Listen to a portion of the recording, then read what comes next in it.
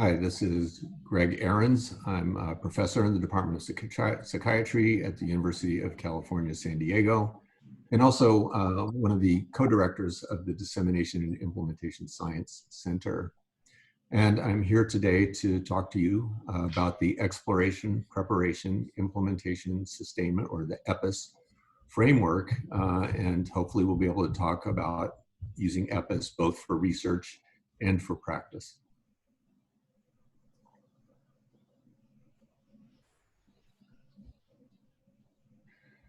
So the figure that you're looking at here is the EPIS framework, and this is based on a recent systematic review that we published back in 2019.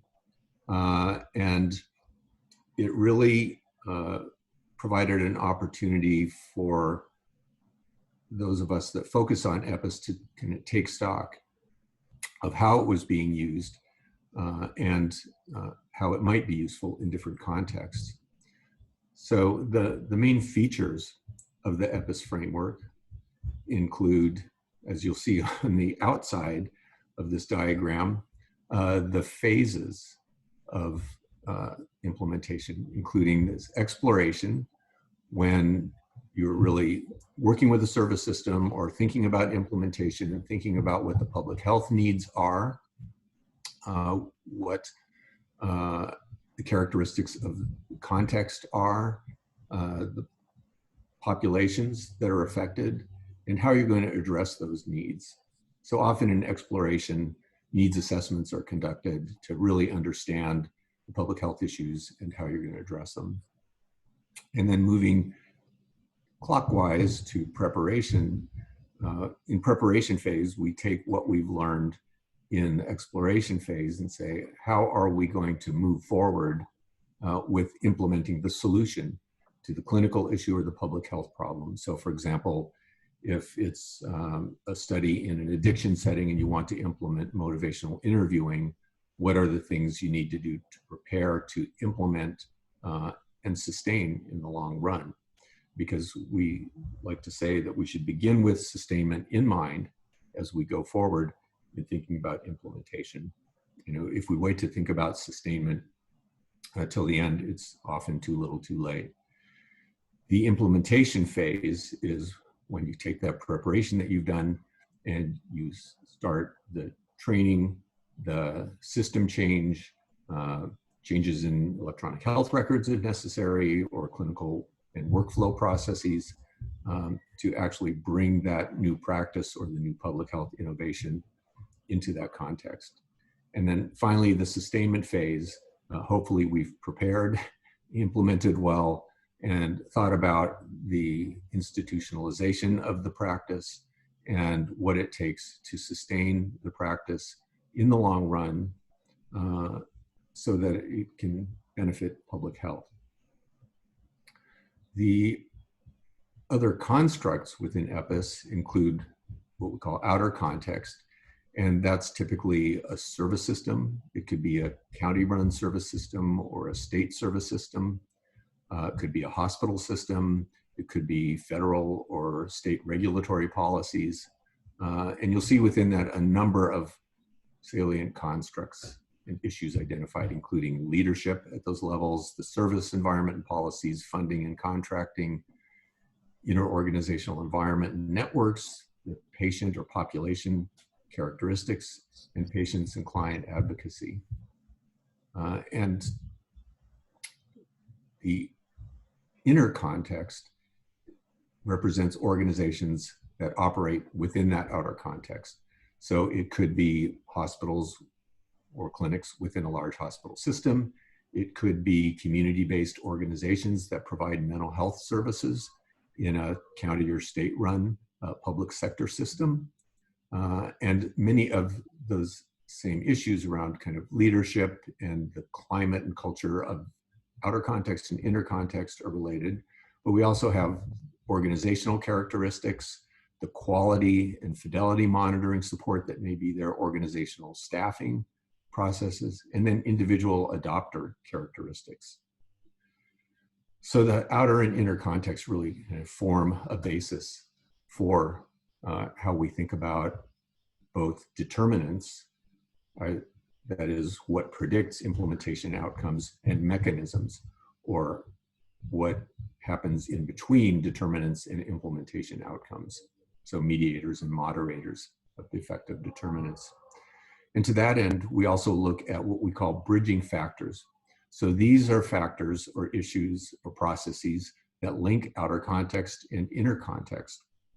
So some that were identified in the systematic review were community academic partnerships, collaborations across outer and inner context, and the role of purveyors and intermediaries.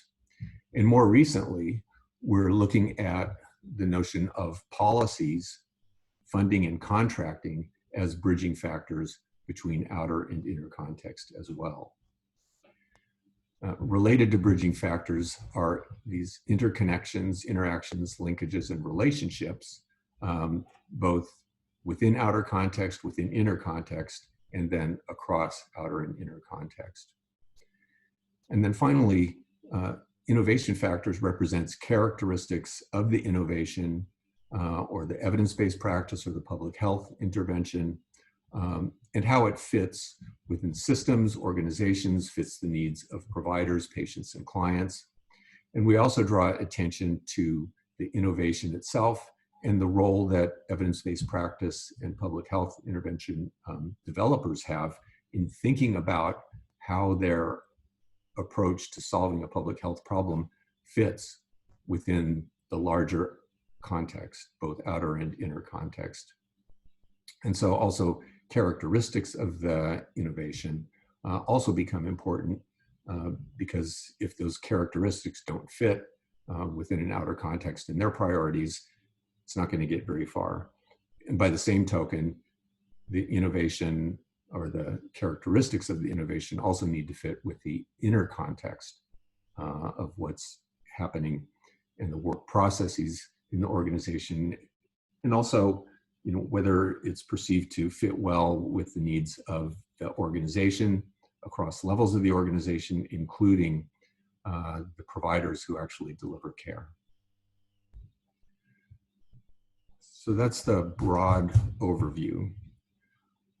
I wanted to also just highlight quickly another way to think about the phases.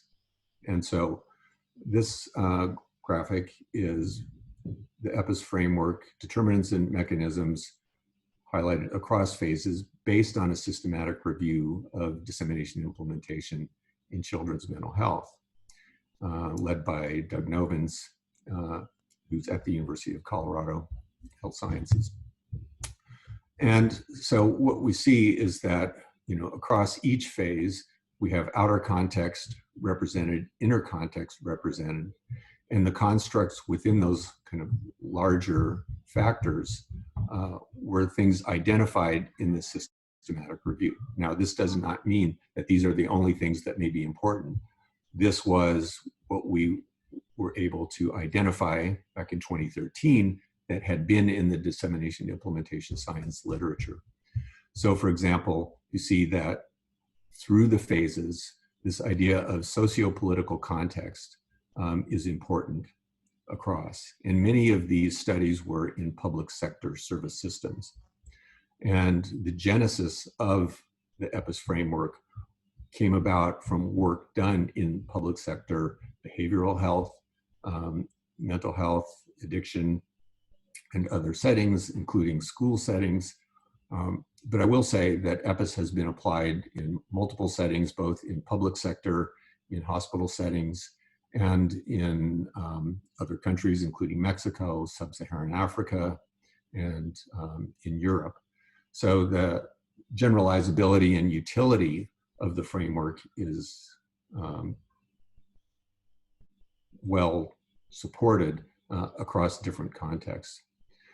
So, you know, another example, if we just look at one of my interest areas in the work that I do in implementation strategies, I focus a lot on leadership and organizational context. So these arrows just highlight that leadership, you know, in the preparation, implementation, and sustainment phases is important and was identified in the systematic review. across phases, as well as outer context and inner context through these phases: organizational culture and climate, and leadership moving through the phases. So there's a lot of flexibility in how these are used.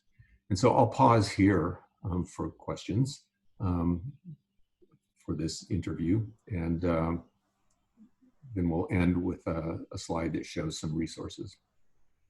Awesome. Thank you for going over those components and constructs and different phases of EPIS for us. Could you start by describing in a few sentences how this framework came about and how a researcher might use EPIS? Sure.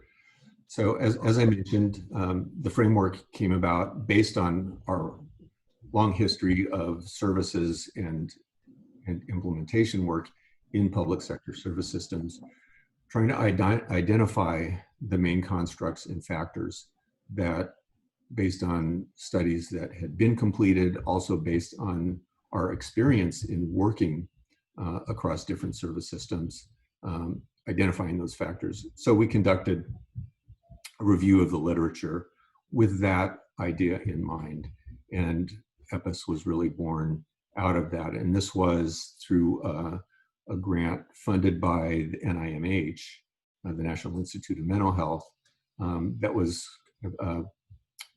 services, mental health services network development grant, and the PI of that was John Landsverk. And so we worked together in thinking about this and putting together this the EPIS framework. And so you can see at this current slide at the bottom was that original paper that came out in 2011, the Advancing a Conceptual Model of Evidence-Based Practice Implementation in Public Service Sectors. Awesome. And going off of this example with mental health services or other research studies in the past or that are ongoing, could you go into a little more detail how you've used this EPIS framework? So we've used the EPIS framework both for staging research questions, so trying to identify the key determinants or predictors of implementation outcomes. So we think about what's important in the outer context. So for example, in one study, we were interested in sustainment of an intervention across 11 different service systems and identifying the role of leadership in sustainment.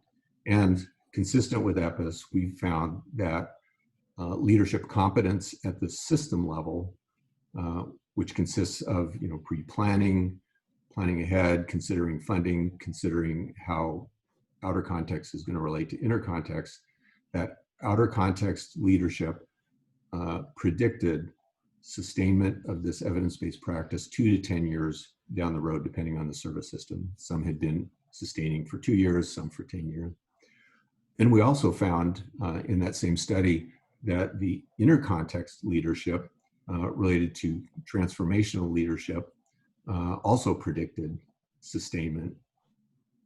But an interesting finding there is where there was a presence of more passive leadership or reluctance for leaders to become engaged in the process, those sites were more likely not to sustain.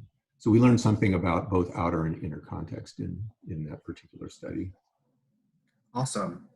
Next, can you describe to me what makes the EPIS framework especially well suited for planning pragmatic research? Sure. One of the key features that we found most useful and that our partners have found useful as well is thinking about the phases, like breaking it down. So rather than this, overwhelming process, we break it down. What are we doing in exploration? We're identifying what the issues are that need to be addressed. And often some of our implementation strategies are collaborative strategies, community academic partnerships. One of our models is called the Interagency Collaborative Team Model that brings together funders with policy and system leaders as well as inter-context organizations, providers, and also consumer advocates. And we think about, from the start, what will it take to bring in an evidence-based practice, prepare our organizations to deliver it, prepare our providers to deliver, and ultimately build that capacity through implementation so that that expertise and capacity doesn't just disappear or dissipate through the implementation process. And that interagency collaborative team model has been quite successful here in the US, especially in the NIMH trial that was funded by NIMH, but in San Diego County. But this approach has also been adapted for use in some countries in sub-Saharan Africa. So both the EPIS framework and some of the scale-up strategies have the capacity or ability to be adapted and utilized in other settings. Awesome, thank you. I've got just one more question for you. What are some of the key challenges or possible pitfalls with using the EPIS framework when planning for pragmatic research? I think the biggest pitfall, which was the subtext of the last question, was really not having your collaborators and the right people at the table as part of that pragmatic process. So,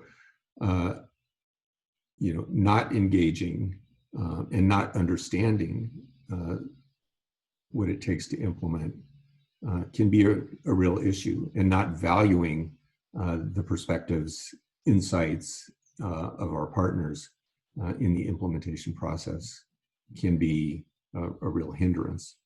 So I think that's the biggest pitfall. We need to be thinking about those collaborative processes, and really, as researchers, understanding what we don't know, trying to assess what we don't know and what we need to learn through that implementation process.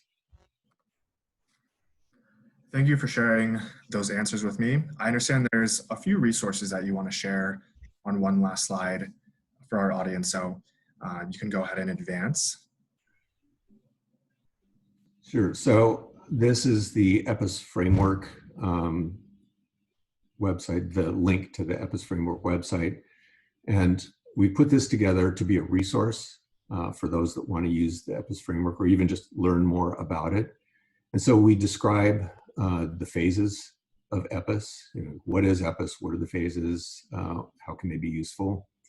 The constructs that I've mentioned previously, outer and inner context, the bridging factors, innovation factors, and the idea of interorganizational relationships. And then we have a number of resources, including webinars about EPIS. We have measures and tools. It's not a complete compendium of measures and tools, but we keep adding to it. Some of the measures we develop ourselves through NIH funding, so that we have brief and pragmatic measures for our pragmatic implementation and research strategies.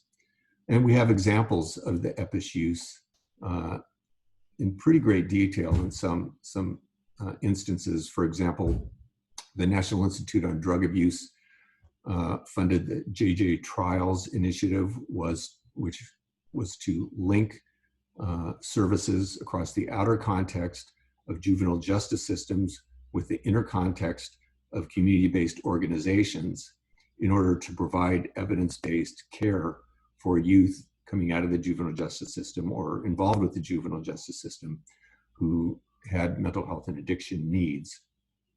And there's a lot of detail in that example about exactly how the EPIS framework was used to stage the process of implementation, to measure the process of implementation, and to identify constructs from the outer and inner context, to look at the relationships and bridging factors across outer and inner context. And it's just a really nice example, complete example that I found really useful and I think others can find useful as well. And then we also list publications related to EPIS, and then other free resources, including forms and tools that others have developed for implementation tracking, for identifying outer inner context issues and factors, interview guides, things like that. So a lot of resources available that can really support and make it easier to understand and use the EPIS framework. And all in all, I mean, it's a fairly simple framework from the big picture perspective, but then there's a lot of detail and nuance within some of these constructs and processes. So happy to have people take a look and give us feedback on the website as well. Awesome. Thank you for sharing. I want to thank you one last time, Dr. Ahrens, for being a part of this interview and a part of our COPRH Con Year 1 talking about the EPIS framework. Thank you. My pleasure.